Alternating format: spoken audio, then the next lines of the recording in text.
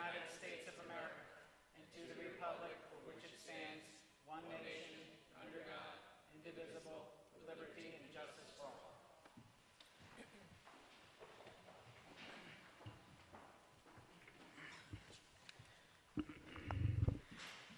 Thank everybody for coming out to our August 18th, 2016 regular Board of Education meeting. We are going to get things started this evening with correspondence and communications with our superintendent, Mr. Michael Brooks. Very briefly, we are going to have a presentation tonight, so I want to hold my time for that. But you're going to be hearing about our proposal that we would like the board to act on tonight for the Smarter Schools Bond Act, which is a technology bond, more or less, from New York State from a couple of years ago, that has finally come to the point where we can submit our plan and seek permission from the state to spend the money in the way that we would like to see for Marlboro to grow. A lot of it feeds off of what we put together with our budget proposal. If you remember, the school board adopted a $750,000 investment in technology. It's a budget-neutral investment because it's fed by money from the Smarter Schools Bond Act for the 16-17 school year. So you'll hear about the details of that tonight.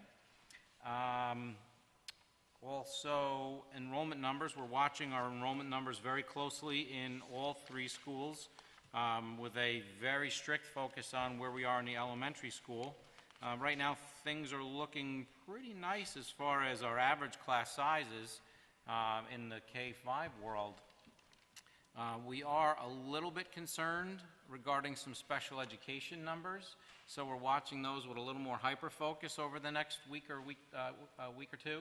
But there are certainly some areas of concern that we want to watch very closely so that, number one, we don't get out of compliance, certainly, but also, as importantly, the program we put together has to be very supportive of children. So we want to watch the compliance and also the program purpose. So let's see how things break over the next couple of weeks and see where we have to go with that as far as our special education programming in the elementary school specifically. Other than that, I'm going to hold for the rest regarding our Technology Bond Act presentation. Thank you. We're going to go on to reports. Anything, Mr. Brooks? Or does that cover it? That covers for me, yeah. Move on to Orange County School Boards with Mrs. Reed. Anything going on? Nope, no need.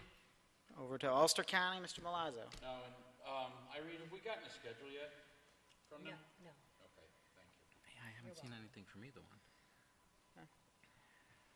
Regards to the student representative, we do have 3 applicants, which we'll be discussing this evening in executive session. So we'll be appointing somebody at the next meeting. So we will move on to our Smart Schools Bond Act presentation with Central Administration.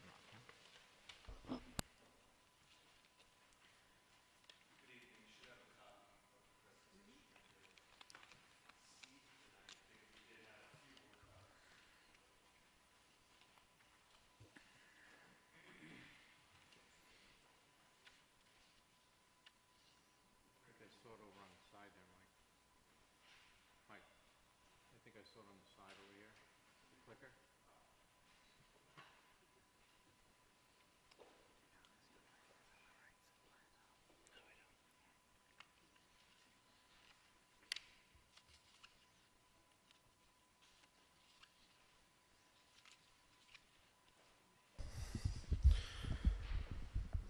All right, so one of the requirements of the Smarter Schools Bond is to actually have a board meeting where we have a specific presentation to go over those details.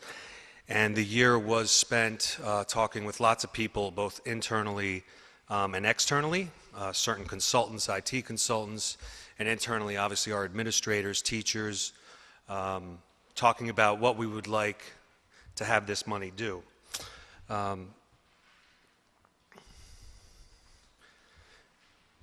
We all know that the Smarter Schools Bond Act was approved in November of 2014 by the taxpayer. We had alluded to this in some of our conversations at the board. What's really changed since our initial conversation is really a more emphasis on student devices and learning. And all students, and we had received the charge from Mr. Brooks for all students, grades 6 through 12, within a 2-year time frame, to have a device in their hand as part of their education here at Marlboro Schools. And another one was to replace the phone system with an IP-based phone system with additional security features.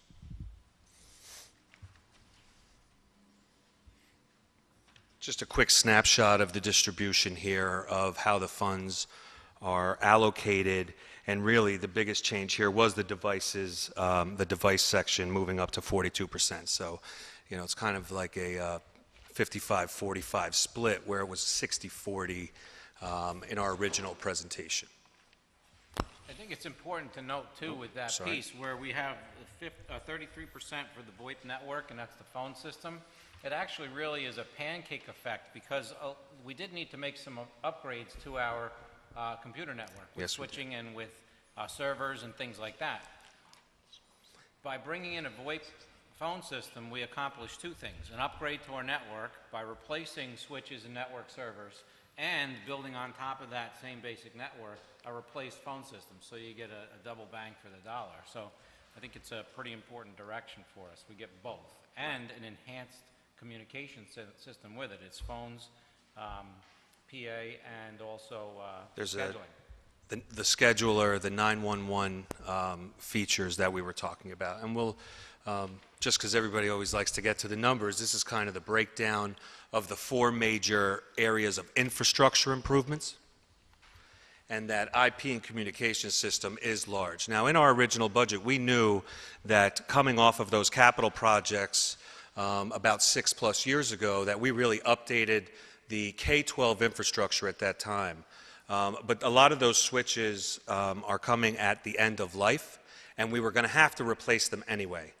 So in looking at the IP phone system requirements, they needed updated switches to get all of the digital safety enhancements that we were looking for.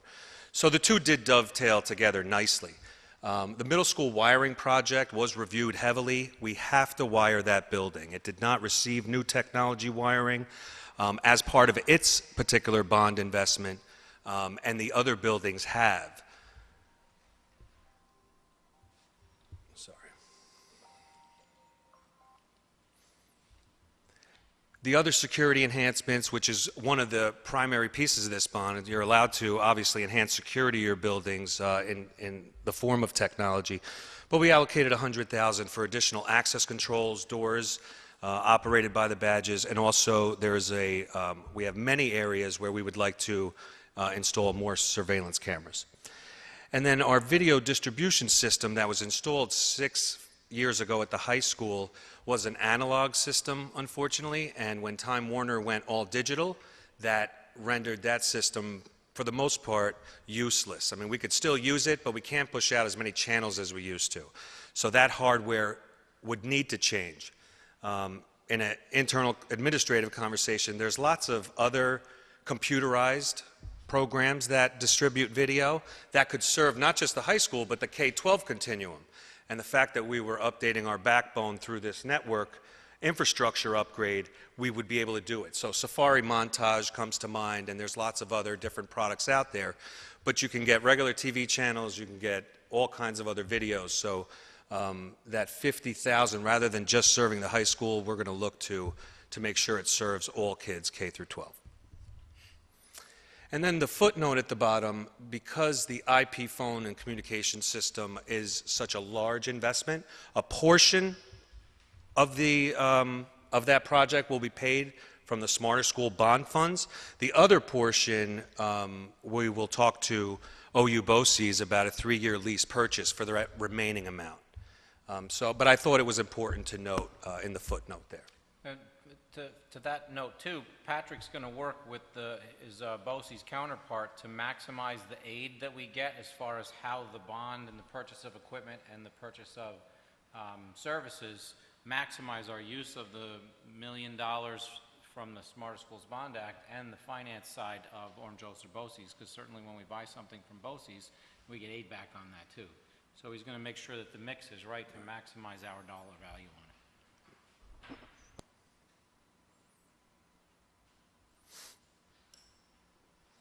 The other side of the investment is devices for learning. It's a large investment. pretty much listed them there.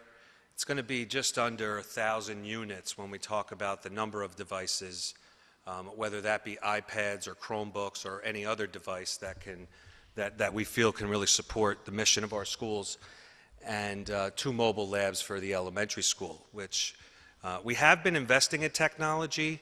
So the elementary school does have a large quantity of iPads. We've got the eSpark initiative there, but this will really tie it all together nicely. And obviously, as far as the 612, and Robin's going to speak a little bit more about that, that will transform the learning experience here for both teacher, I believe, and student.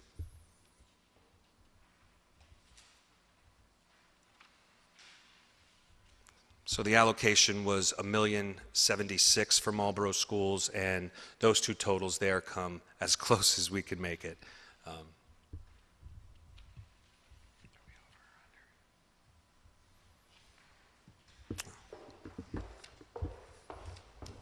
Ready? So you could see that there was a good 47% of the budget in there for devices and for extended learning opportunities for students. So we're really anticipating some exciting challenges in the curriculum and development department.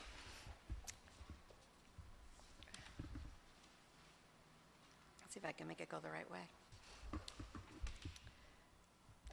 So we're going to address 4 specific areas. One being the instructional technology support team. And at present time, and you know from our recent budget, the technology integration specialist, the IT teaching assistants, the computer aides, and media specialists, as well as myself and Mr. Bacazzi supporting this team.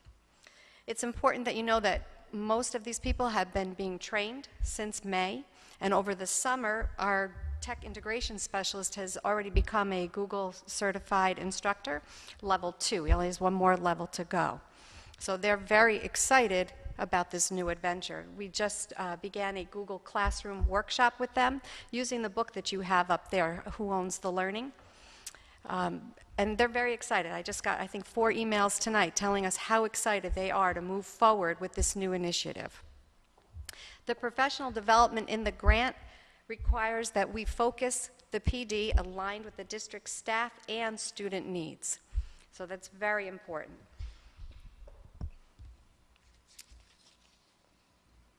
They specifically address that we provide differentiated learning opportunities for district staff, teachers, and for students. So some examples of that are using Google Classroom, teacher collaboration, such as online lesson plans, Google Calendars, Google Docs. So we've begun all of that training as well. They talk to us about social networking tools like Twitter and Facebook for the classroom, and they talk about online surveys and need assessments, all which we are moving forward and doing. The next focus is on communication, enhancing ongoing communication with parents and other stakeholders. So we've already started workshops with teacher web design in all of our buildings. We are talking a lot more about using parent portals, online report card tools where the parents can respond and comment, and we're moving forward with that. And then last, integrating technology and learning. So how are we addressing and empowering our teachers to use all those devices that you saw, how many units? So we're going to, empowering them in the classroom.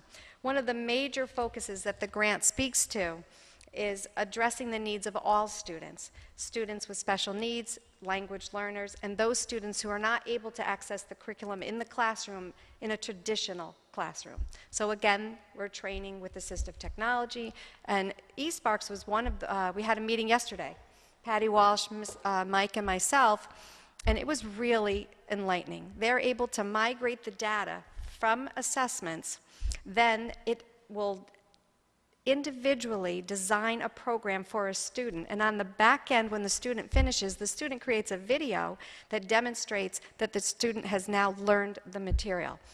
I think back to when I was in the elementary classroom. Nothing, I would never envision something so cool as this. So And this is just a diagram to show you some of the percentages in the areas that we've begun to think about where we're going to have to invest time. And as we go on,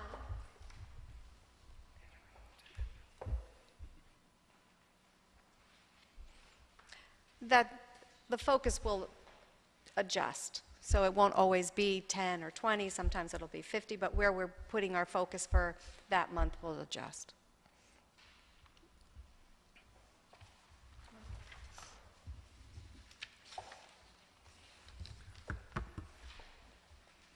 So some of the other slides really are meeting the requirement in the application of the Smarter Schools bond. You have to really provide evidence that you've met with internal and external stakeholders. And even beyond today, this presentation needs to be posted to our website.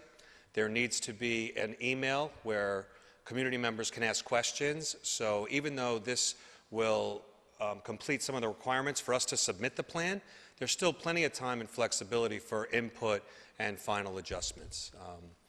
We're not sure of what that time frame is going to be with the approval process, but we're hoping it's over the next few months at the latest so we can begin ordering and planning and moving to implementation.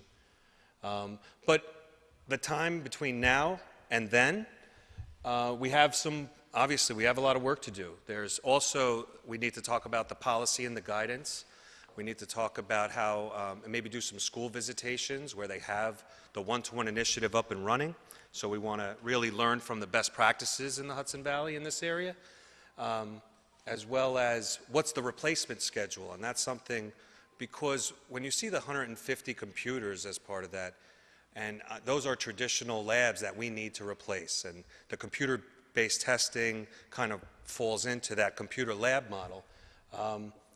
But beyond that initial replacement, there is a discussion, are hardwired labs, computer labs, going to remain in the future? Or are they going to be more flexible spaces where kids just kind of walk in with their device?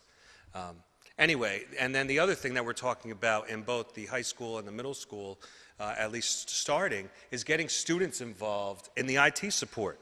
Obviously, IT is an exciting profession with a variety of opportunities for kids, and providing those opportunities right here as part of their experience for those who show the proficiency and responsibility, those need to go together, to help students, helping other students with all these, and including teachers. So I think we all have a lot of growing to do through this model, and it's been very exciting talking about it so long, and I think many of us are really hungry to get to the implementation side of things. At this time, I'll take any questions from the board, and then we'll turn it to the community. Any questions? In regards to the devices for learning, the device for each student, it's proposed that each student in grades 6 through 12 has access to a device. So these are various devices, a specific type of device, only in a particular learning environment. I know that at one point we talked about the teachers having to, like a library system where they have to take out certain devices to use them. Is this going to be the same scenario, or do kids walk into the classroom and every student has the device per classroom? Yeah, each student's going to be issued a device, and they will... So it'll be like a textbook? Correct. Okay. They will bring it home. They will interact with it on weekends. We really look at the point of probably the student kind of going through some type of orientation, and the parents going through an orientation as to the responsibility and what the expectations are and acceptable use, and reviewing all of our IT policies that people sign off on and marrying those two. And then beyond that, that is their device to carry through with them until they graduate. We rotate out a specific model or something like that. To the point where we still have conversations to go, but is that something they hand in at the end of the year? Do they keep it over the summer? Still under discussion. So to me, that's very exciting, because I have a high schooler, and if anyone has a child probably in this age group, you know that most likely they have their own device. And my honest concern is it's such a distraction in classroom.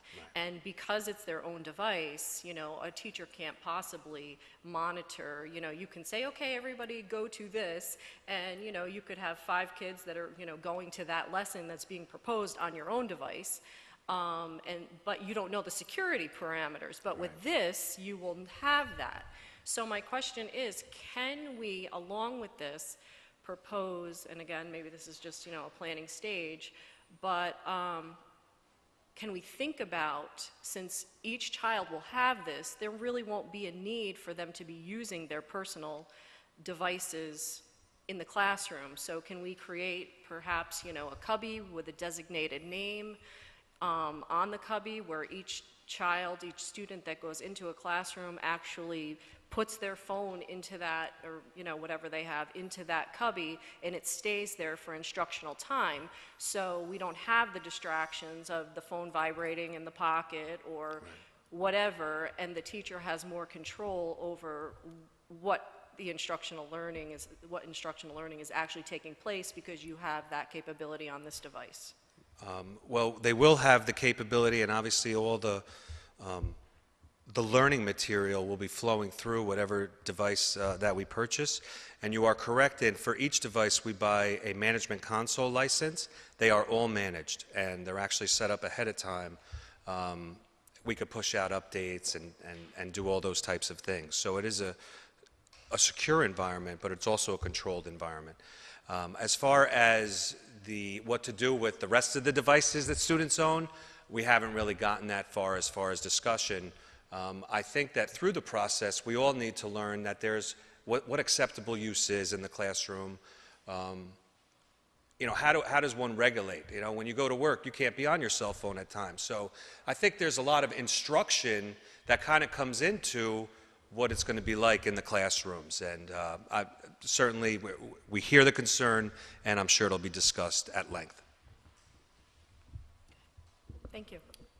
I have a question, Mike. Yes. As far as the devices themselves, what's the accountability for the device? If we send something home with a student and he uses it as a Frisbee, runs it over, who's responsible to pay for the device? Well, there's a couple pieces to that question. First and foremost, when they go through this orientation and you talk about acceptable use, those behaviors that you just described are obviously not acceptable. And there are, you know, presently there's consequences when equipment is mistreated or someone violates the acceptable use policy. I would hate to see them lose rights, but students do lose rights for a week or up to a month, depending on what the violation was. As far as that's going to become so important to learning, there's a few ways to handle it. Eventually, some schools have an insurance product that insure all the devices, but the copay for the product is paid by the parents. Now, there's a lot of policy that backs that up, but that's one approach. I mean, the other approach is if you're not insuring all of them, and let's say you have for each school 10 or 20 Chromebooks on the shelf to replace damaged ones, I mean, eventually that's going to run out and there's going to be a replacement cost. But I think those are the things that between now and the time of implementation that we really need to focus on. And visiting other schools and interacting with other schools and how they handle those situations is of prime importance. Okay, and then the last question would be, what happens if certain kids are going to go home, they're going to throw it on the couch, they're not going to charge it?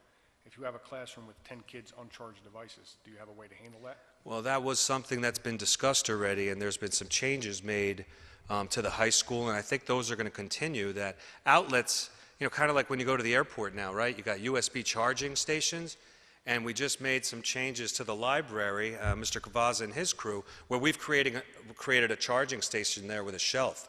So I think we're going to find that those are more and more prevalent. So we'll provide some charging, but again, acceptable use means just like you got to do your homework at night, charge your device so you're ready to go. But there will be outlets. We're going to provide those things to allow students to charge their devices. Thank you. Maybe Larry could expand a little bit on some of the changes we talked about in the library with some of the outlets and charging. Created charging station for, I think, 10 devices. Yes.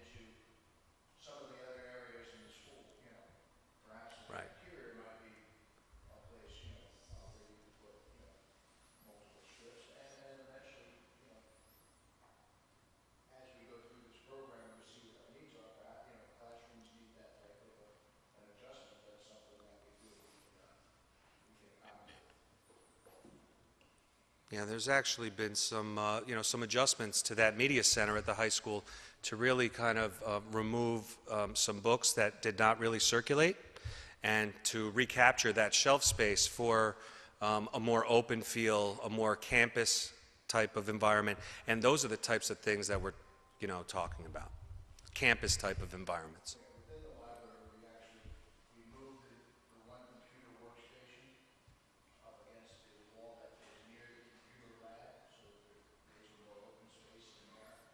Changed the wiring for that, so those computers that were next to where the library Circulation desk, yep. circulation desk was not moved, and that's been reconfigured for more electronic interaction within the library itself.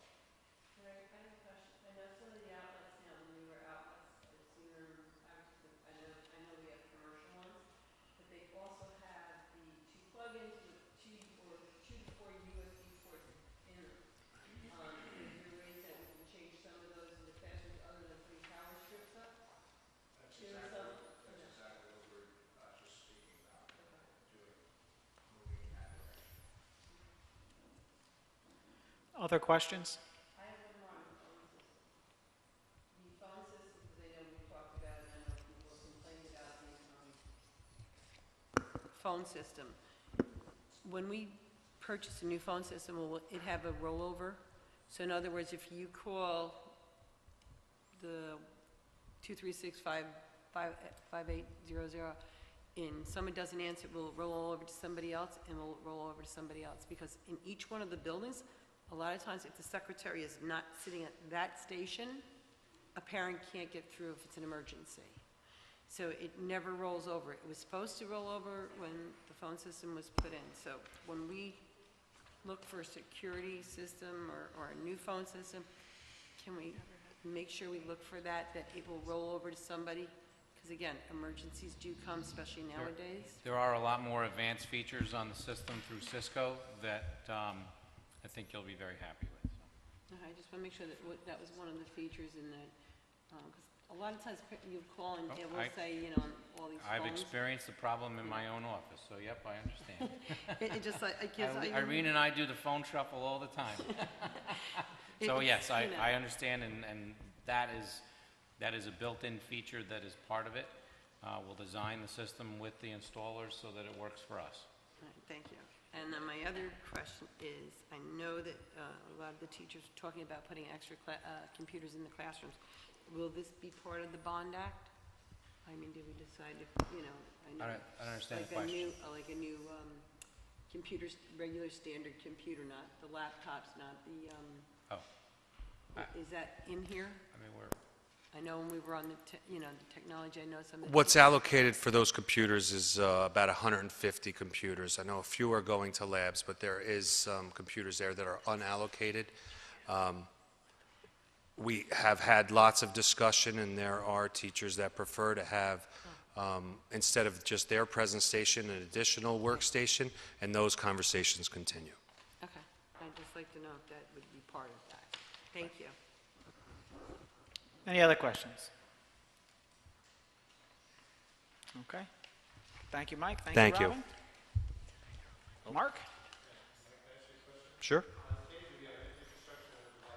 All of those in progress or finished or complete? 4 items on infrastructure. None of those are in progress because we need to apply for the Smarter Schools Bond Act, but they are in, like, the terms, infrastructure, devices, are all terms that align to that application. So this evening, we really conclude our ability to apply, and then, so you need to have a board presentation and a discussion, like a hearing, and so we haven't finished our application yet, but we will very soon. When do we expect to hear back, or when will we hear back, are probably two different dates. We would expect to hear back within days. I'm told we'll hear back within a couple of months. Yeah. As soon as we get approval, Yes. we're going to be prepared to start writing purchase orders immediately. That's part of the process, those 2 months or 3 months, whatever it takes in the approval process. Just is for us finalize, to build policy, set all the parameters, look at charging, look at all of these elements, which devices, how they flow, how they get purchased, and be poised and ready so that when the state says, okay, you're approved for the money, the next day we can write a purchase order.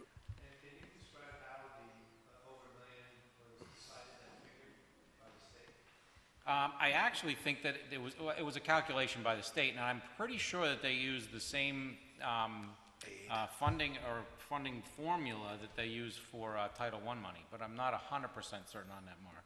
Not sure. We'll call it. Yes, there's a funding ratio based upon I'm pretty sure it was a Title I allocation. You know what the total amount the state was giving? $2 billion. Yep, $2 billion. Yep. Anybody else? Thank you. Thank you. We'll now move on to item number 6. Is there any public comment on this evening's agenda items? Any questions or comments on the agenda items, Mark? Page 13, 14, or item 13, 14?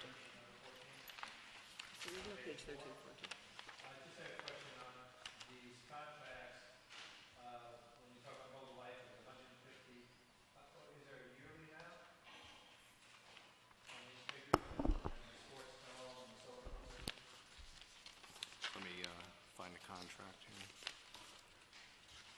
I think it's a more of a as we utilize them type of, right. So, you know, depending on the number of, you know, events that we require them to be present at. Right. So there's no, I mean, that's just their hourly rate.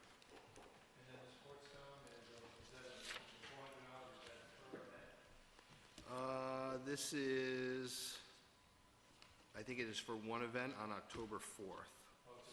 Correct.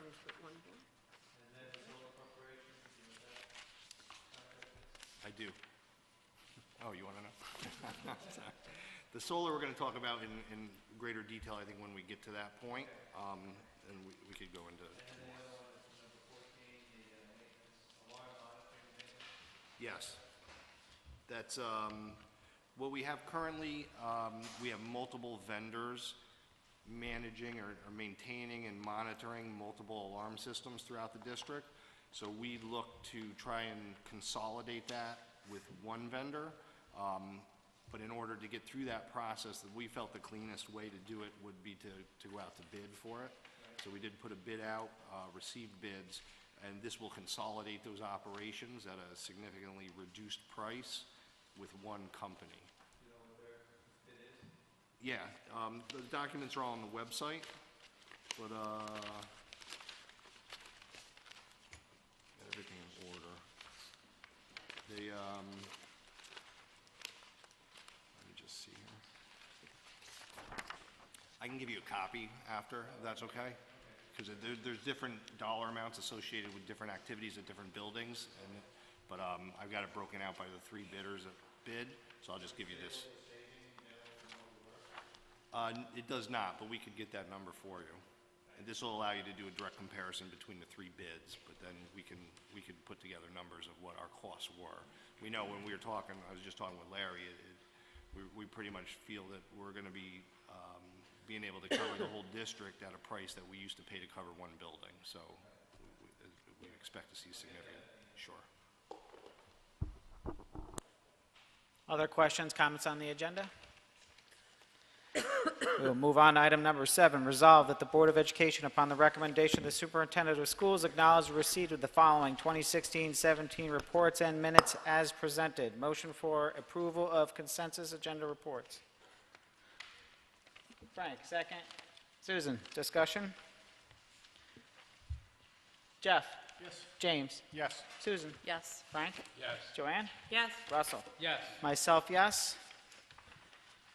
Moving to item number 8.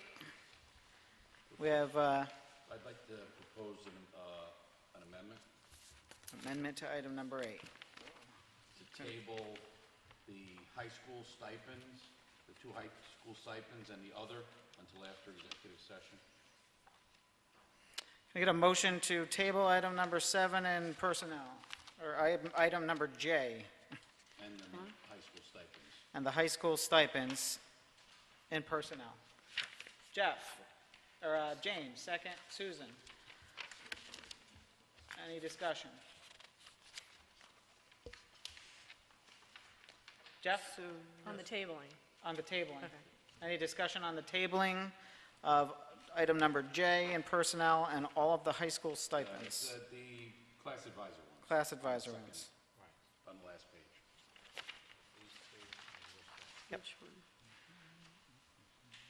Any other questions, comments before we vote?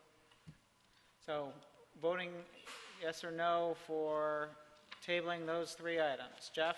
Yes. James? Yes. Susan? Yes. Frank? Yes. Joanne? Yes. Russell? Yes. Myself, yes. We will table those three items until after this evening's meeting, or until after this evening's executive session. Also, can I get an approval to amend the agenda to include the rescinding of the JV girls soccer coach appointed to Michael Monroe, and rescind the JV boys coach Jeffrey Pisano assigned to the Marlboro High School due to lack of participation in the JV soccer program. So there is no longer a need to have JV coaches. A motion to amend the agenda? Can't discuss it until I have the motion. Motion Joanne, second. Frank, discussion. Okay, so we're no longer having a JV team. Not this year. This year, we don't have enough athletes to field those two teams, so we need to, We just have varsity. correct. Okay. Any other discussion on the rescinding of those two positions? So voting. No boys, no girls. Very sad. Voting yes or no to amend the agenda to rescind those two positions. Jeff? Yes. James? Yes. Susan? Yes. Frank? Yes. Joanne? Yes. Russell? Yes. Myself, yes. So added to the personnel agenda are the rescinding of the JV girls soccer coach and the rescinding of the JV boys soccer coach. Normally, I would have waited until the next meeting for that, because this just broke earlier in the week, but it's really timely. We don't want to have them start work and just run into a conflict there, so Right. the programs aren't running, let's bring a walk-in item. We also have the option, should there be a sudden influx in interest in the soccer program as a result of student recruitment, to reinstate them, so that's something to also keep in mind. So, back to the personnel recommendations with changes. Motion for approval, or resolved that the Board of Education, upon the recommendation of the superintendent of schools, approves the personnel recommendations we've discussed. James, second. Frank, discussion? Yes. Okay. For the middle school, what is grad point program? Is that grade? No. Grad. Actually, if Ms. Heck could speak to that grad point?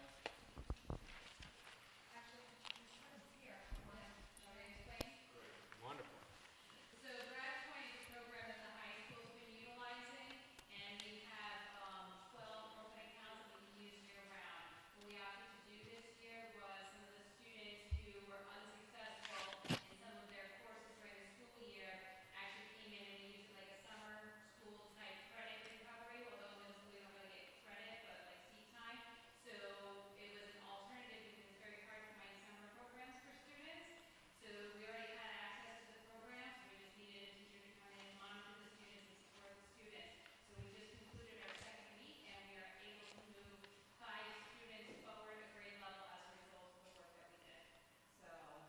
So that's just for the middle school or for the, We use it kind of as a pilot ourselves for this summer. The high school uses it during the course of the school year. We're going to look at exploring it more because we now know a little more about it. Actually, Candace Jordan, our counselor, was the one who suggested it to us because she was more familiar with it when she was at the high school.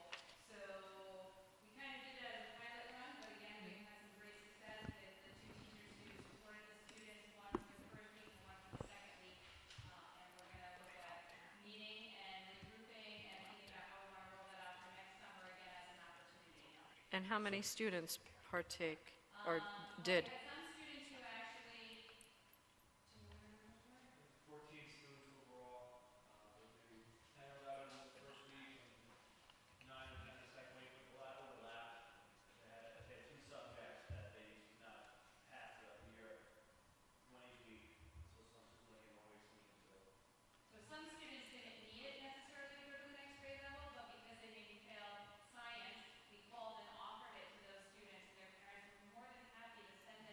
course. Match for learning. So some of them just took it as kind of a preparation in essence for Dance grade level that they would have been in regardless, and some actually took it so they could move on to the next grade level. So these, I'm sorry, I'm going right with you, go ahead. go ahead. This is just an hourly rate for the summer work outside of the normal hours. Yeah. Other questions, comments on the personnel recommendations for this evening? Joanne. I would like to thank Dave Inesco. I noticed that he's resigned from being our varsity baseball coach, and to thank him for all the years of service he's put in with the boys and within our school district. So that was all I had really to say, is to thank him so much for everything Thank you. and wish him good luck. He will be very missed. Any other questions or comments on this evening's personnel actions? So moving back to the vote. Yes or no? Jeff? Yes. James? Yes. Susan? Yes. Frank? Yes. Joanne? Yes. Russell? Yes. Myself, yes. Item number 9, resolved that the Board of Education, upon the recommendation of the Superintendent of Schools, acknowledges the receipt of the CSE, CPSE recommendations meetings listed on the agenda of 7/7, 7/14, 7/21. Motion for approval of CSE, CPSE recommendations. Jeff or James, second? Jeff? Discussion? Jeff? Yes. James? Yes. Susan? Yes. Frank? Yes. Joanne? Yes. Russell? Yes. Myself, yes. Item number 10, resolve the Board of Education, upon the recommendation of the Superintendent of Schools, acknowledges the receipt of the Facilities Committee meeting minutes for the meeting of July 14th. Motion for approval of Facility Committee meetings. James, second. Joanne, discussion? Jeff? Yes. James? Yes. Susan? Yes. Frank? Yes. Joanne? Yes. Russell? Yes. Myself, yes. Item number 11, resolve the Board of Education, upon the recommendation of the Superintendent of Schools, authorizes the following transfers for the 2015-16 school year, as presented. Motion for approval of budget transfers. Frank, second. Susan, discussion. Jeff? Yes. James? Yes. Susan? Yes. Frank? Yes. Joanne? Russell? Myself, yes.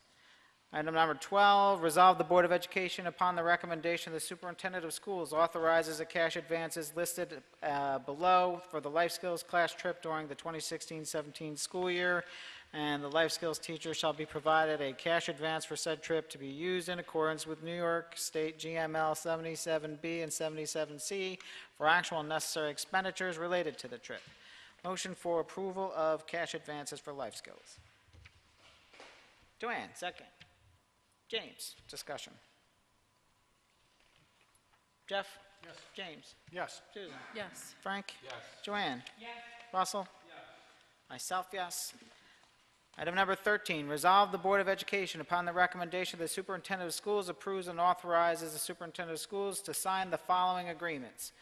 Mobile Life Services, 68 Dixon Street, Newburgh, New York, 12551, for ambulance services during the 2016-17 school year at a rate of $150 per hour. Hudson Valley Sports Dome, 240 Milton Turnpike, Milton, New York, 12547, for facility rental at a rate of $400 for the 2016-17 school year. And Solar City Corporation, 3055 Clearview Way, San Mateo, California, 94402, installation of solar energy to 62 Overlook Drive, Newburgh, New York, 12550. Motion for approval of contracts. Frank, second. James, discussion. Yes. Actually, Patrick has some additional information that I'd like you to hear regarding the Solar City contract, if we could, before the other questions. Yes, we had another, There's a different resolution, if we could Right. maybe sever that from this, and then Yes. we could read that resolution separately, and then we can have discussion on that. motion to sever Solar City from this particular resolution. Jeff, second. James, any discussion? All in favor? We'll get to it. Oh, okay. You have a question? Okay. All in favor of separating Solar City from this resolution? Yes. Any opposed? So we will separate Solar City from this resolution and only be discussing and approving Mobile Life and Hudson Valley Sports Dome. Any discussion, questions about Mobile Life or Hudson Valley Sports Dome? I have a question. Go ahead. Now, the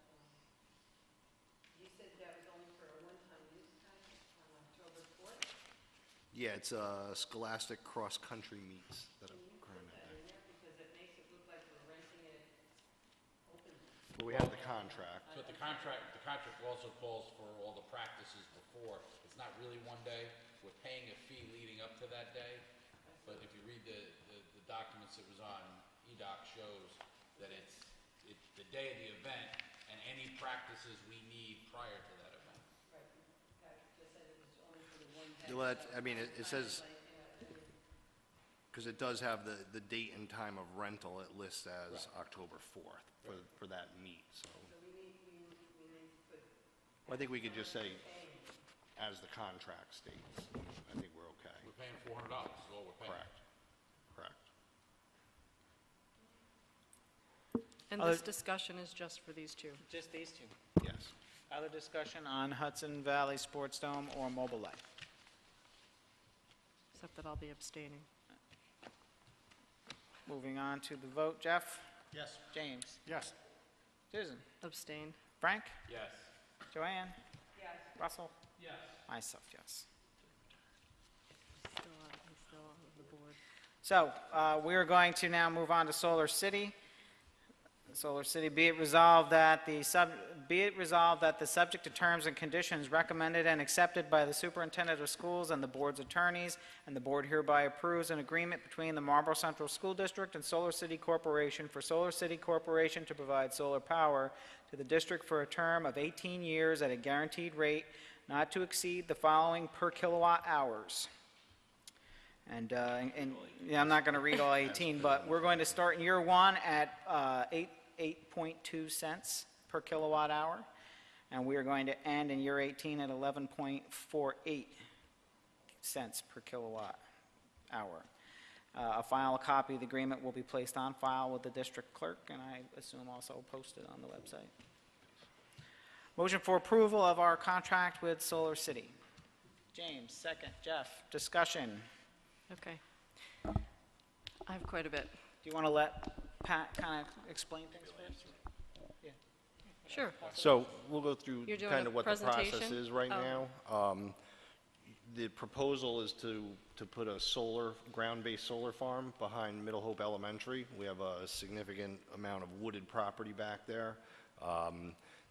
The proposal as it sits today, and correct me if I'm wrong, I wasn't at the last facilities committee except on Mr. Brooks's phone, so it limited my ability to see documents that were being discussed. But I believe the guaranteed annual savings is about $36,000 a year. Is that correct? So essentially what happens is Solar City will put this installation in. They will do all the construction costs. It will not cost the district any time or money other than, legal review of the contract documents, that type of thing. But then they will provide electricity to us at a rate below what the current market rate is for a guaranteed savings of that $36,000 a year. At the end of the 18-year term, there's a couple of possible scenarios that would play out, whether we want to purchase that solar facility from them and then we take over operating it. We could talk to them about a new deal potentially for guaranteed savings for another period of time, or we could tell them that we're done and they can pull the equipment off the site.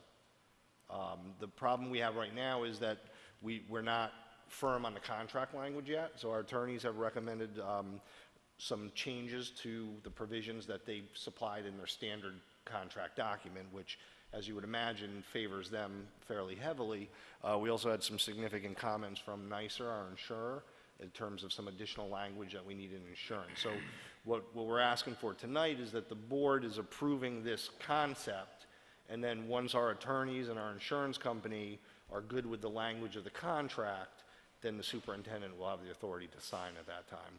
What we're trying to do is to kind of give assurance to Solar City, because there are a limited number of blocks of this NYSERDA grant, which really makes all of this feasible. That's how Solar City really makes their money, in getting some solar tax credits and grant money. Realistically, if those NYSERDA grants didn't exist, we wouldn't even be talking about this situation. But Solar City is the vendor that's been chosen for the state to do this. They're working with other school districts and doing solar installations through the power purchase agreement. The one thing I was concerned about and we had talked with the engineer or with our architect about is, you know, do we have can we potentially generate more revenue if we do an energy performance contract and do a solar installation through that mechanism? There was some discussion. He was a little hesitant to say that it would be feasible at Middle Hope because we don't have any kids at Middle Hope, right? So it's an empty building that we're leasing out. So what I did do is ask the attorneys to make sure that the contract language doesn't prohibit us from entering into another future agreement with another company to perhaps do an energy performance contract and look at solar installations at other facilities within the district. And that, again, would be contingent on being able to generate building aid, which would make that cost feasible. So they have guaranteed me that there is no restriction in terms of entering into agreements with other entities and other locations within the district. So really the reason we're not approving the full contract tonight is just because we don't have all the terms and conditions ironed out to our satisfaction. What is the size of the, what's the acreage, the size of the lot they're proposing? Do you remember what that is, Larry? I think it's pretty The close to size of about- the acreage? It's about 7 or 8 acres, right? Initially, our proposal was considerably larger, and I think we were talking more about $70,000 to $75,000 a year in annual savings. But when they did the ground-based survey, they did discover some wetlands that, you know, if you see on the contract document, they give the proposed map, and there's, I believe, a 100-foot setback from the wetlands, which made us have to reduce the size of that installation. But the reality is it's no out-of-pocket cost for the district with a guaranteed savings on an annual basis. And, you know, while $36,000 isn't a ton of money, it's definitely money, and it adds up over time. And plus, it helps promote the industry, I think, where we can hopefully see continued growth in that area.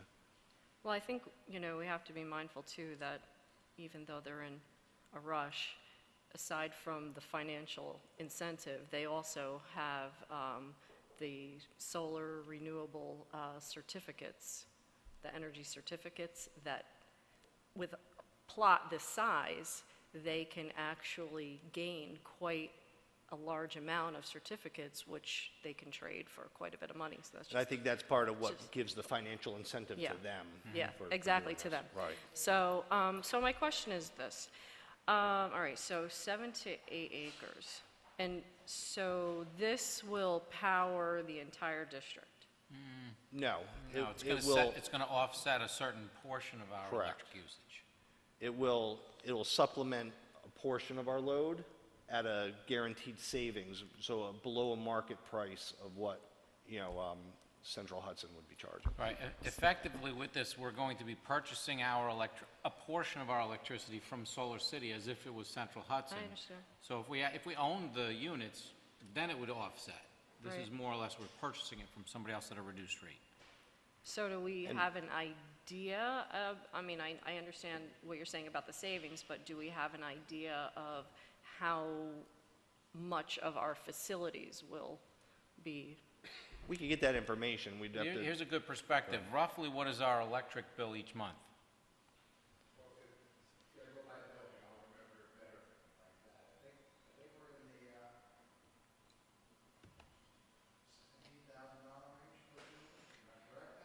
I'd have to look at it per month. I would have an aggregate number. Do you know what the annual cost is to power the buildings? It's Or about what's that? 4. Yeah, I thought it was Right. about 450. Right, somewhere so around when you, right, and this was going to potentially come close to offsetting a substantial portion of that, but it depends upon how much juice we produce. It really does. I mean, There's a limit to our exposure on the upside. Like, we won't save less than $36,000 a year, but there's no limit to the other direction. So we have the potential to save more than that, but the guaranteed savings is the $36,000 a year. Right. So just look, I'm just on my device looking at the diagram that you sent. So it looks like it's plotted out in the center of some trees. Now does, and I know that here I think it says 80 feet, approximate 80-foot buffer from the tree line. Does that affect that because it's not in a wide open space and it's being cut out, the trees are being cut out for that specific use, does that affect the production because you've got the shading? Or have they already figured that the 80 feet, has that been addressed? How does that work? They've engineered the whole system, so they designed the profile of the configuration of the panels. They did leave, 80-foot buffer from tree line to array to allow for shading. We asked that they leave a significant tree line buffer in so that the neighbors don't, that they're gonna be looking Right. at trees just like they look at trees now. And then the solar array will be behind there. And remember, it's in their best interest to put together the most effective panel system they can, because the Right. more they generate, the more we pay them. Yeah. So do they guarantee the performance? Yes. And so if you're looking at the current layout with what I suggested, will they pay the difference if If it it does fails to not perform? obtain, yes, there's language in the contract that gives us, that they would actually cut us a check if it does not perform to where they have indicated. And that's going to be at otherwise. a similar rate of Central Hudson, what we pay? That would be for the difference between that differential. So if It'll we be for didn't the experience difference. $36,000 in savings, say we experienced $20,000, they would give us a check for $16,000. Okay.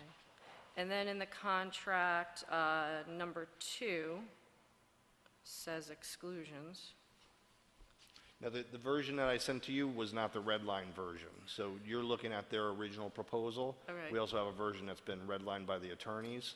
And I may have overestimated when I said you're looking at 99% of what's there. You're Okay. probably looking at about 70% of what's there. Because So- there's a considerable amount that's going to be negotiated. So with all that being said, do we anticipate any additional operating cost? Like, for example, I heard you say that with our insurance company, perhaps we have to buy more liability. No, we're gonna make them issue the certificates for us to, we're looking for, there was like, for instance, in the contract, they don't talk about error and emissions. So they're going to have to provide insurance for the district. So it's our property, we're putting it on. No, lease- they're putting it on. I mean, yes, Right. they're putting it on, we're leasing it. No. They're- We're actually allowing them to use that space, that's the contract, and purchasing electricity from them, so there's no lease. Okay. So in regards to any type of liability, are they going to put up, I'm just thinking of any kind of additional cost that we could have that we're just not foreseeing. Like, for example, if you have kids from the community go and throw a baseball through a panel, are they requiring a fence be put up?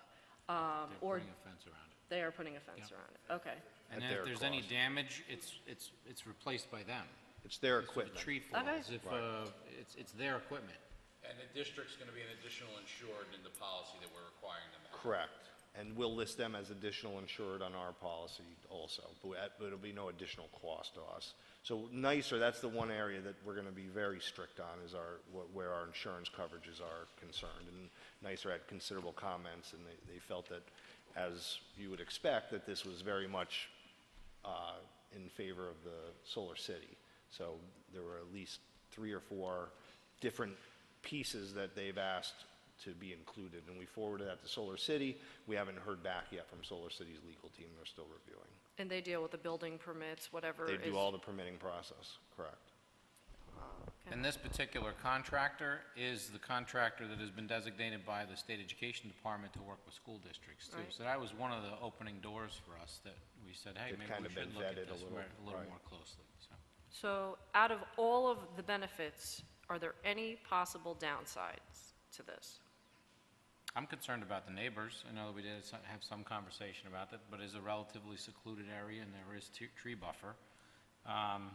We do get an educational benefit. We're going to be able to track the online usage and production, so there's kind of a neat thing there. As far as drawbacks go, it's a solid contract through 18 years. What happens 15 years from now?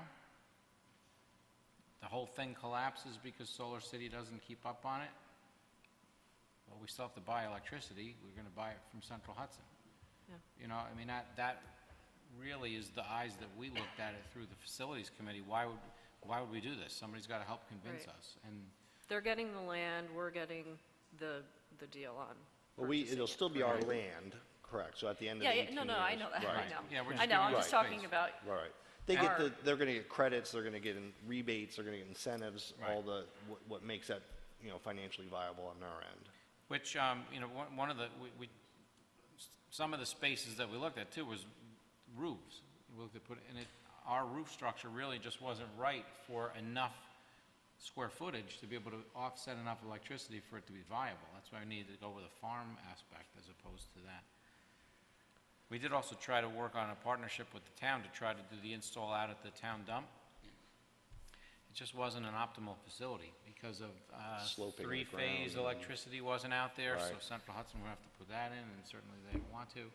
And there was something with the slope that the engineers permitting just couldn't process come up was with the a- right, Right. and the permitting too. So, we tried to look at alternative sites, just, this came to be the best.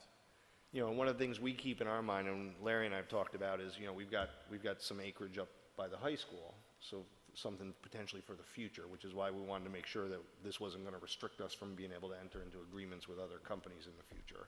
Because we may be able to issue out an RFP for an energy performance contract and see what kind of proposals come our way and kind of, so I think as the industry grows and technology grows with it, we still have room to take advantage of that in the future. does that property face the west, or it faces the west, and what do they just turn it to the south to get the maximum? I'm just curious. Yeah, I think they don't can, really have it. they could just line up their panels really. They and- just turn it or what, Right. yeah. They do the aperture and the calculation with the sun's rays, and, it's pretty. They're not the fancy ones in Vermont that follow the sun all day. No, they don't move, these are fixed, but, they're set to optimally get the rays of the sun maximized throughout the day. Well, as long as they reimburse for the difference, then. Right, that's a Because key piece to it. that would be my biggest concern. Right. If they're not producing like they say. And there is a guaranteed performance piece to all of this. Thank you. Other questions? Jeff? Yes. James? Yes. Susan? Yes. Frank? Yes. Joanne? Yes. Russell? Yes. And myself, yes. Go back to the agenda. What was that? Moving on to item number 14, resolve the Board of Education, upon the recommendation of the Superintendent of Schools, accepts and awards the alarm monitoring and maintenance bid MCSD-01-2017 as presented. Motion for approval of the bid award. James, second. Frank, discussion? Jeff? Yes. James? Yes. Susan? Yes. Frank? Yes. Joanne? Yes. Russell? Yes. Myself, yes. The tax resolution. Resolved that the Board of Education, upon the recommendation of the Superintendent of Schools, acknowledges the receipt of the 2016-17 tax resolution as presented. Motion for approval of the tax resolution. Frank, second. Susan, discussion. Pat? All right, so we have some good news in the tax resolution in terms of the rates.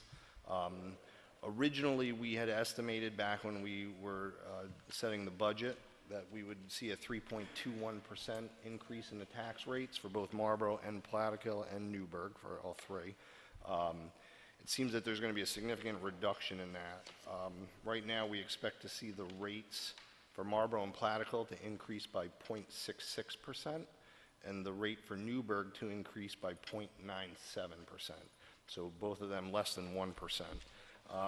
Excuse me, there's been some significant variables that have changed, and I'm going to kind of walk through that just to give a little explanation. The first significant variable is the Roaston facility. We had estimated that in the 17-18 school year, next year, that property was going to lose its designation as a large parcel. They get a bit of a preferential tax treatment as a large parcel, but there's three parameters that determine whether or not they qualify for that designation. One is it has to be valued at least $5 million, which it is. I think it's about $51.8 million right now. The second is that it had to represent 5% of the total value of the district, the total wealth of the district. And by our projections at the time we did it, it was 5.71%, so this year. And I didn't rerun it with the changes in the values, which we'll talk about in a minute. But the third parameter that need to be met is what happens when they do this is they set an apportionment rate or an equalization rate for the town of Newburgh. They then pull the Roaston value of that property out of the total value of Newburgh, and they give Roaston its own equalization rate, and then they give the town of Newburgh it's a different equalization rate that's adjusted for Roaston being removed from it. I'm going to explain this in the simplest terms I can because it doesn't even fully make sense to me, but I understand the process, but I understand the mechanics behind it.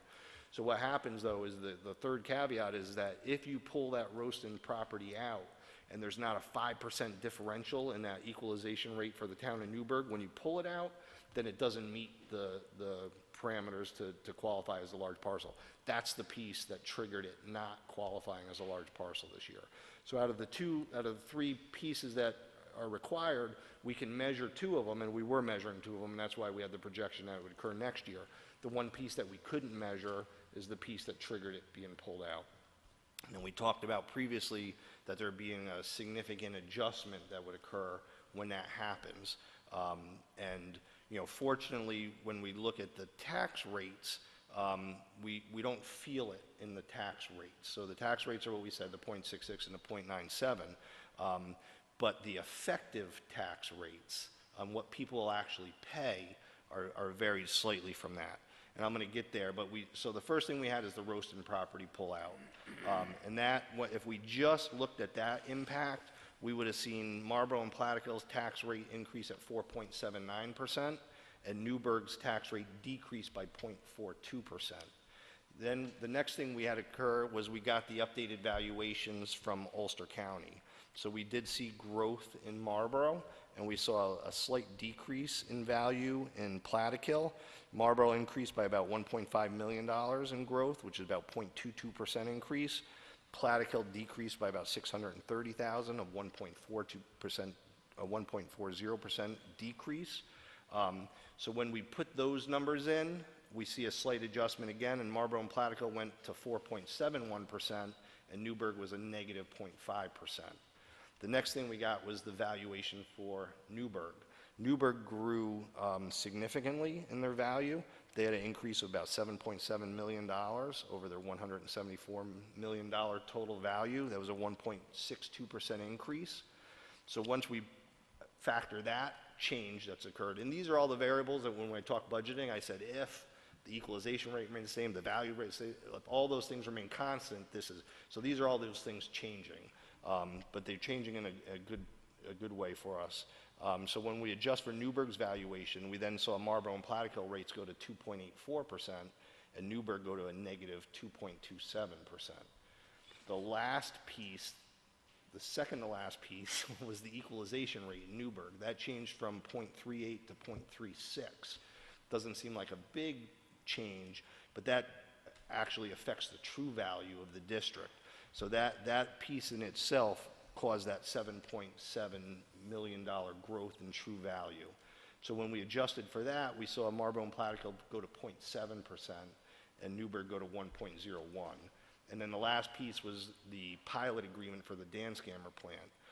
There was growth in the town of Newburgh's levy, and that's what the growth in the pilot payment's based on. And this is the first year that pilot actually kicks into effect where they're making a pilot payment instead of paying their ad valorem taxes.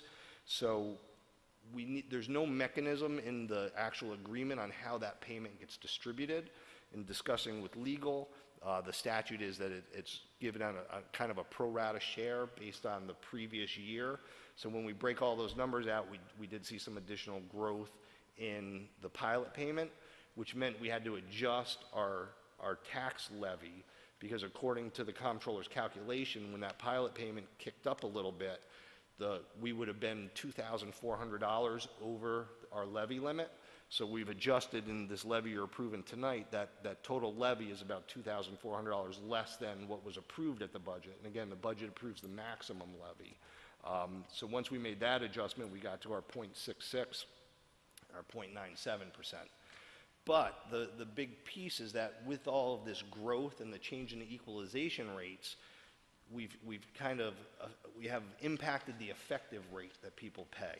So on a $200,000 sale price home, okay, in Marlboro and Plattekill, with the basic star exemption, your tax increase for a $200,000 home is going to be $62 for the year, which is an effective rate of 1.34% increase. So still significantly below the 3.21 we'd projected. The enhanced star on a $200,000 home is going to pay $92 more than they did last year. Now remember, they get the enhanced star, so their actual tax bill is significantly lower than what the basic star tax bill would be.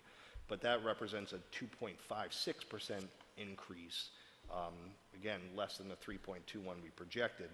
And then, ironically, if you have no star exemption, then your increase is going to be the 0.66%. It would be $36 on a $200,000 home.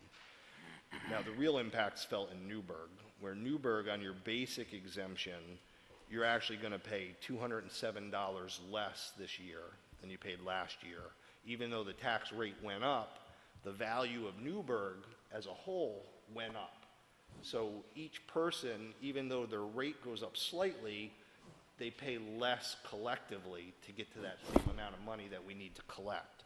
So they're going to see a 4.41% effective decrease in the amount of taxes that they pay. With an enhanced star, they'll pay $153 less than they paid last year, which is a 4.53% effective decrease. And if there's no star whatsoever, they would pay $253 less than they paid last year, which is 4.34%. So that change that we talked about is there, right? Because even though we see the 0.97 increase, we actually have a 4 point and change decrease. So the effective change is about 5%, which is close to what we had initially estimated. So I know it seems counterintuitive, right, that the tax rates are going up, but people's tax bills are going to go down in Newburgh. But that's not a bad thing. And we're still at our tax cap, so we haven't done anything to sacrifice potential cap revenue. We're right at the cap. Roaston's was valued at 66.7 million last year. Correct. What's this year? 51.8 million.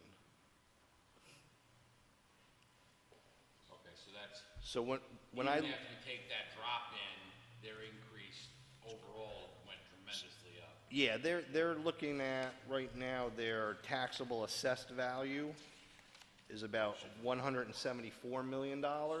When I ran my first numbers, looking at the drop in Roaston, it should have been 166 million taxable assessed. So they had significant growth that offset part of that loss in the Roaston value. Why is the pilot not listed on the? It There's is. no pilot listed this year like it was last year. Yeah, it's on, which sheet are you looking at? This one? This, yeah. It's right on the bottom where it says in lieu of tax payment. Yeah. It says pilot right after it. Yeah. And then if you go all the way to the right, you see the Yeah, but 1.196. in your previous versions. There's no tax rate associated with it now. Because now it's, Okay, now, because it's not part of the tax rate. correct, just because goes now to it's the a end. true This is the pilot. first year that this Correct. goes straight to I a just dollar. noticed it was different, that's why. Yeah, because last year, which was really odd, because year one of the pilot, the payment in lieu of taxes, they just paid their taxes, which, Right. right? So year two is the first year that now they're pulled out of the tax rolls, and they're just making a payment instead of paying the taxes. Gotcha. So does that thoroughly confuse everybody? Not at all. The good news is, we're significantly below where we projected when we set the budget. And even being below where we were, Newburgh residents are gonna actually see a dollar decrease in their Have you had an tax actual conversation with the town, though? Because I know the town of Marlboro, because we don't remember getting a letter this year with our new assessed value on our homes. And the thing that concerns me is the assessment went up that 1.5 million. Did the town do its normal reassessment? And although we're saying on a $200,000 home, everybody's homes may have gone up a little bit in value, so the actual increase may be greater Well, that's a $200,000 sale price home right now, based on the equalization rates. The numbers that we get come from Ulster County for the But I mean, valuation. Marlboro's assessed at 100%. Correct. But they constantly are changing them. I don't believe the actual, there was no growth in the town to add $1 million without them doing just general reassessments, which they do regularly. Yeah, the only thing we talked with the Marlboro assessor was relative to the omits with the, where they made adjustments because of sales of properties but, That'll be tomorrow's phone call. yeah, Because those would be the phone calls we get. right. We've talked about all this. If Marlboro raised not a lot, because it's only $1.5 million. Right. Spread over the whole town. But if everybody's went up a little bit, they're gonna be like, well, wait a minute, you said it was this percentage, when you actually look at your tax bill, it's gonna be higher, because your value went up on your home. Potentially. I mean, your Marlboro increase was a 0.22%, so very mild Yeah. overall. But yeah, that would be true if that were the case. It's much better than a projected 11.5%. Absolutely. Plus, it's now behind us, so we don't have to talk about it going forward, which makes me feel better. What will you do? So that means Our budget meetings are going to get short. we saved more money in our budget. It's not that we saved more money in our budget, it's that the impact felt by the roast in losing that designation has been significantly mitigated by other factors that have adjusted. And one of the big factors is that equalization rate for Newburgh. It doesn't seem like a lot, but when you put that 0.36 on a denominator in an equation, it's significant compared to a 0.38. We did also have a meeting with Senator Larkin last week, and one of the topics that we spoke about was a preemptive look at how districts are treated in the negotiation of a pilot, because this does expire in a few years. Correct. I'm having further conversations with his legislative staff to talk about legislation that is already out there and has been sponsored by his office that puts school districts at the table for the negotiation and requires an approval. So Yeah, we need to get ahead of that curve as much as possible. So besides more acute short-term issues, that was an issue that he and I spoke of directly. And to put that in perspective, when you look at, they're going to pay about $1.25 million this year in their pilot payment. We get 1.19 of that, right? So the town of Newburgh, which gets about 160,000, is the person making the decision. We have 1.2 million at stake, and we're not even invited to the table. Seems kind of upside down. Any other questions, comments about the tax resolution? Jeff? Yes. James? Yes. Susan? Yes. Frank? Yes. Joanne? Yes. Russell? Yes. Myself, yes. Item number 16, resolve the Board of Education upon the recommendation of the superintendent of schools acknowledge and authorize that the presented equipment and book list be disposed of, sold, donated, recycled, or thrown away. Motion for approval of equipment book disposition. Jeff, second. James, discussion? Jeff? Yes. James? Yes. Susan? Yes. Frank? Yes. Joanne? Yes. Russell? Yes. Myself, yes. Item number 17, resolve the Board of Education upon the recommendation of the superintendent of schools approves the Highland Central School District swim team to shadow the Marlboro Central School District's girls swim team for the 2016-17 school year. Motion for approval of the shadowing of the girls swim team. Joanne, second. James, discussion? Yeah, I was gonna say, what's the difference between shadow and the merger? Merge the two, come together as one team, shadow, we follow our schedule. Section 9 is really giving you a hard time with all the They're mergers. basically their own team. They just practice and travel and have their scheduled meets with us. And that's different? Yes, because they're competing. Alongside Their us, athletes not are with us. competing as them, and Oh, our oh, athletes oh, are oh. competing as ours. It's a fine line between the two, but it is a section, it's a Mahal Section 9 issue too. And I what can was get their you reason more- for that? It's them.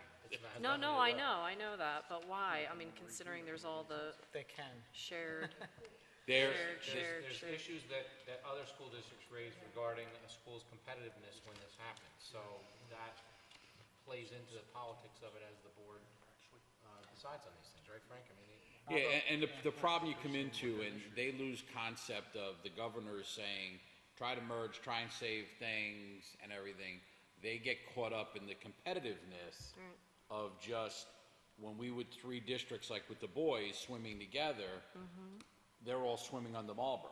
So you've got 3 schools of kids, even though there's a formula, the state has a formula to determine what level you wind up based on each district's thing. It actually isn't that detrimental to pull 3 schools together, because the numbers don't really hurt you, moving you up in a class or anything that much. But some districts are complaining, and, you know, each one of them has a vote when they don't look as well. You know, and there's other areas where it's not as big a problem, you know, like lacrosse isn't an issue.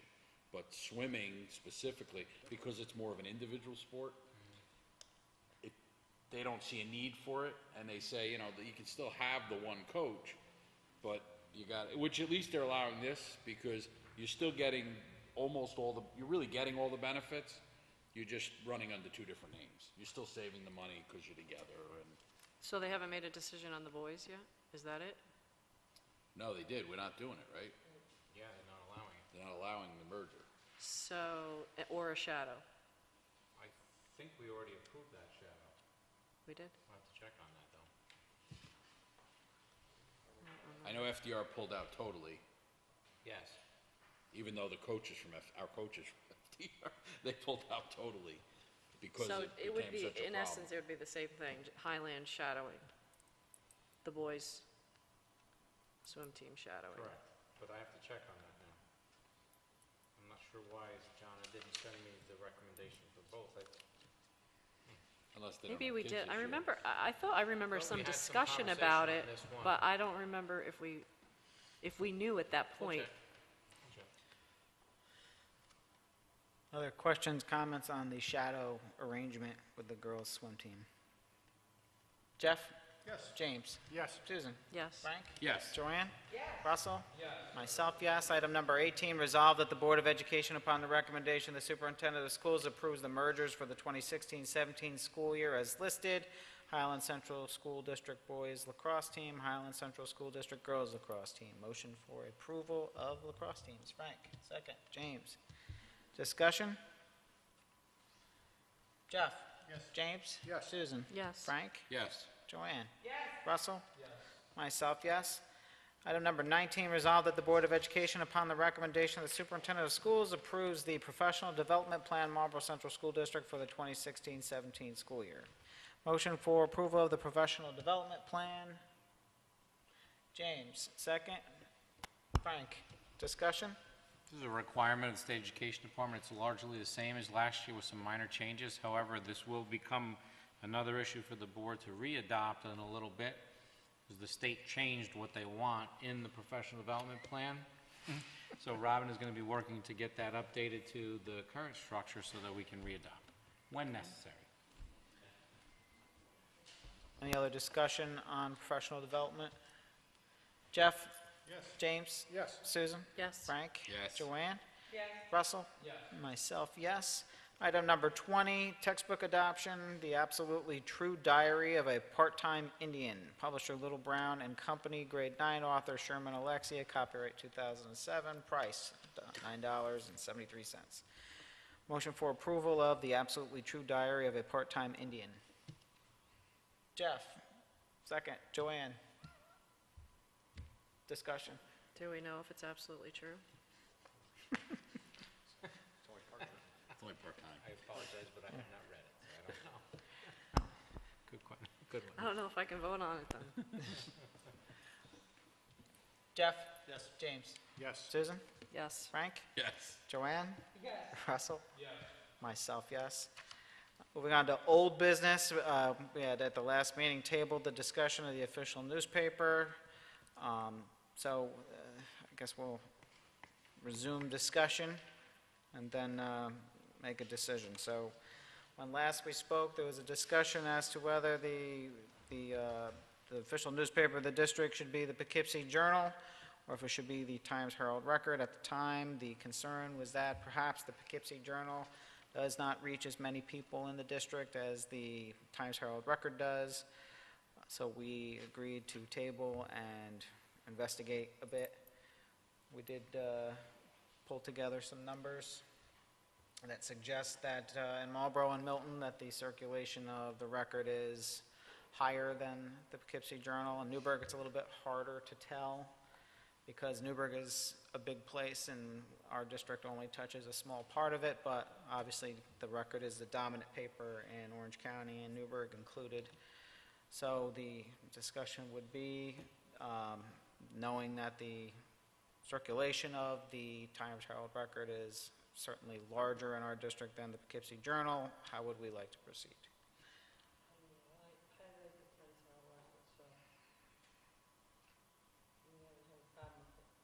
It does touch a lot more people in Milton, Marlboro.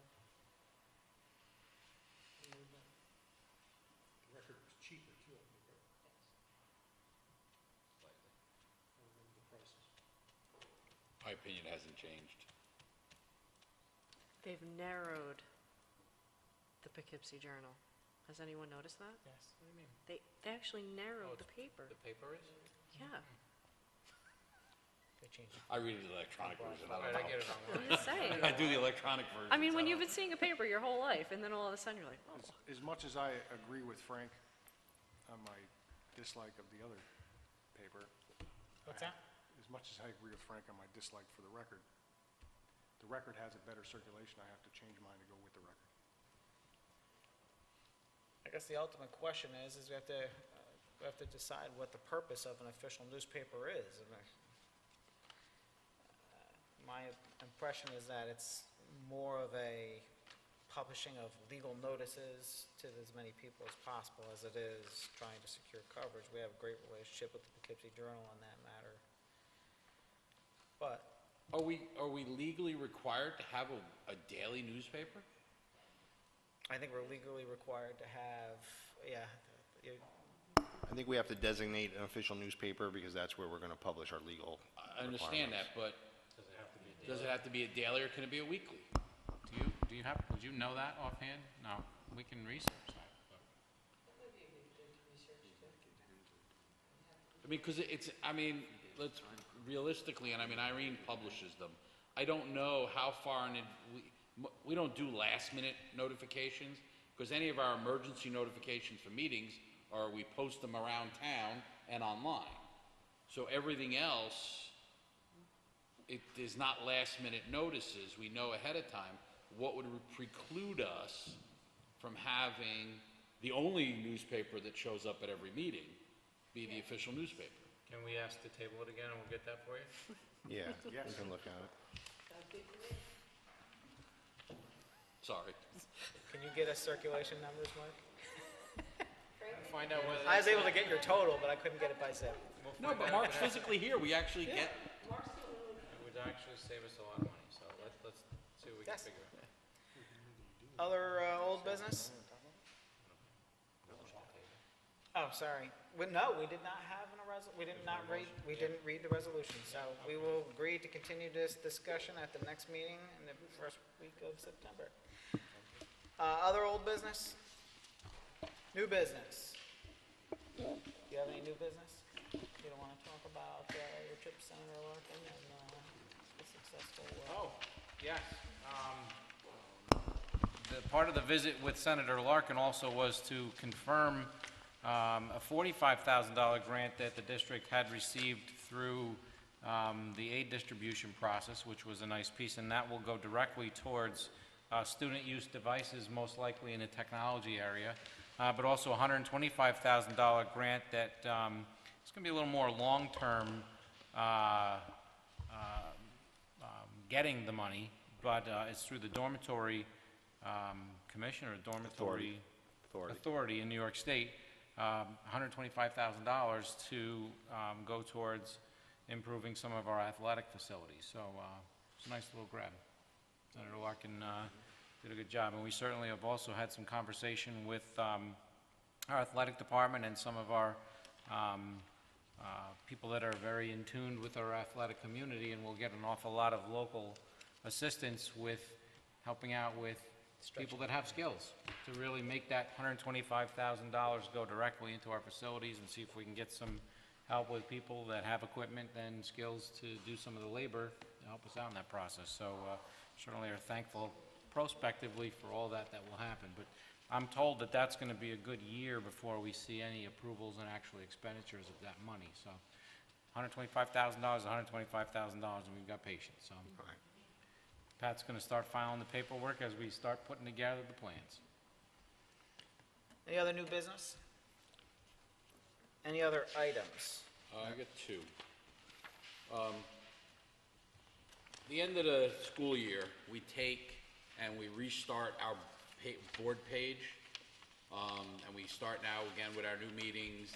The only problem is, all of our documents for the prior years are gone.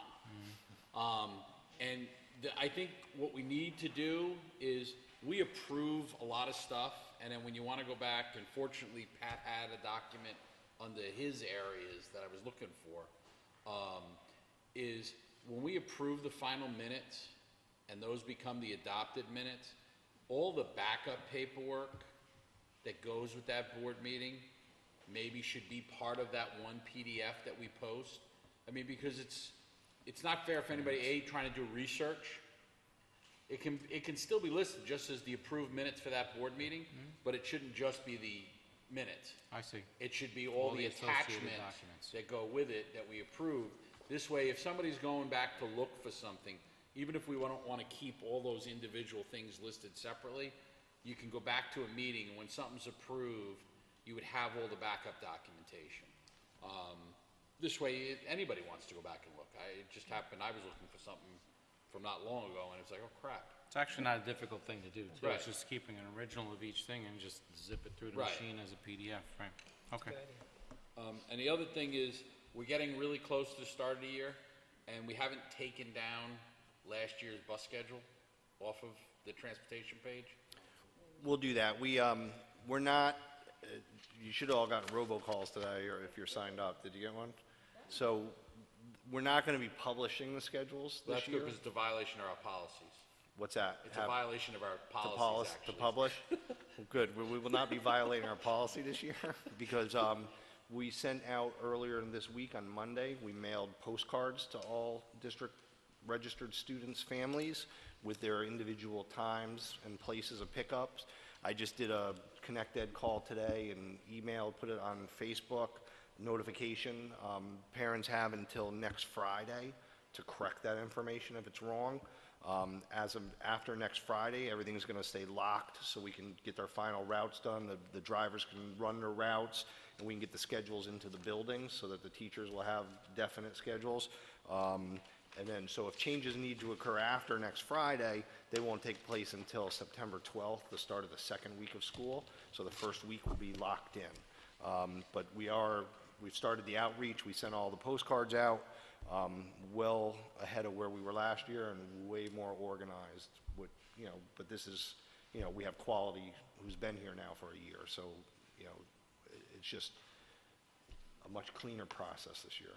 Yeah, that brings up another thing, I guess. I'll take that down now Yeah, off the thank you. website, sure. Is, now that, and I know Joanne had asked for this in the past, now that I'm not gonna be on any of the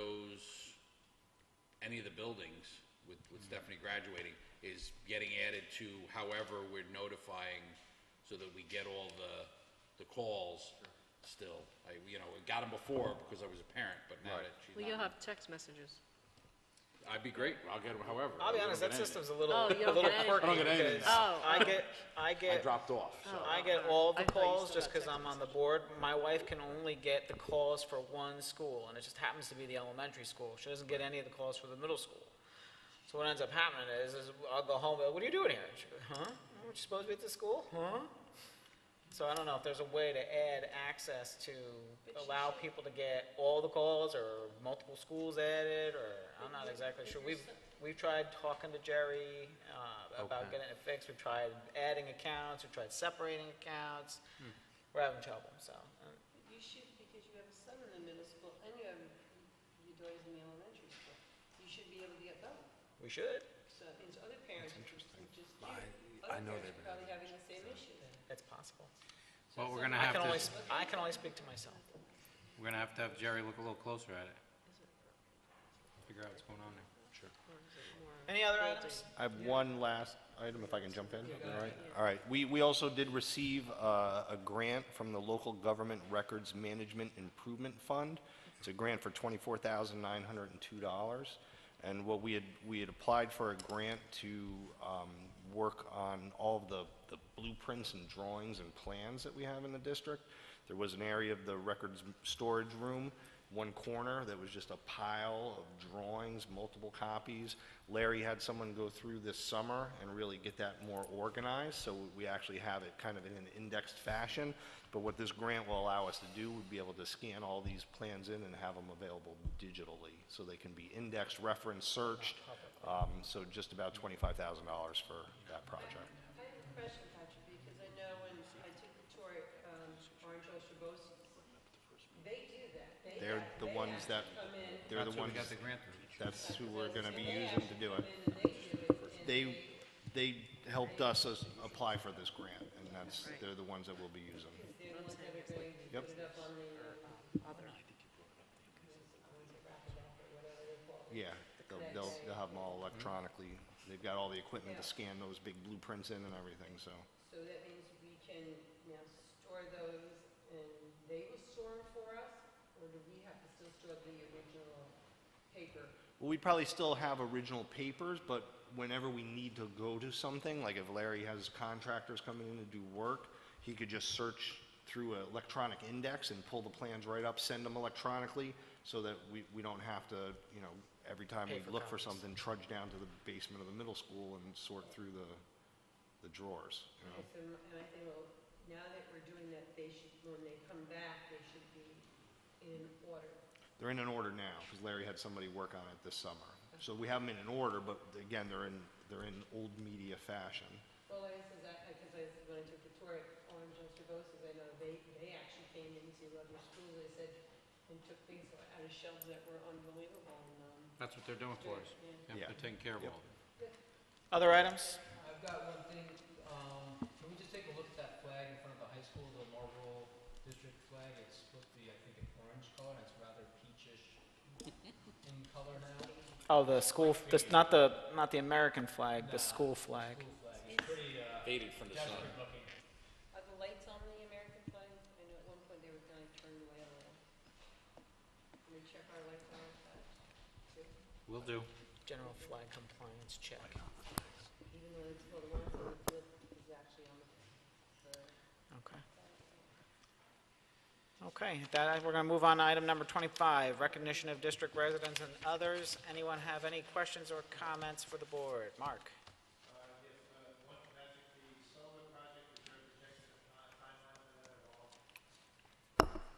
Yeah, I believe the goal was to have it operational by June of 2017. That's the current projection. Another question, you talked earlier about going with two high school stipends, you tabled to talk about, what are the two stipends? They're advisory positions for class advisors. Class advisor positions.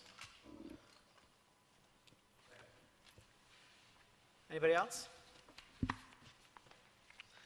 We do have an executive session scheduled for this evening for the purpose of discussing collective bargaining negotiations, proposed pending and current litigations, and the appointment status of a particular person. We may have action afterwards. If we do, we will certainly notify you, Mark. With that, motion to go to exec? Russell? All in favor? Aye. Any opposed? Frank was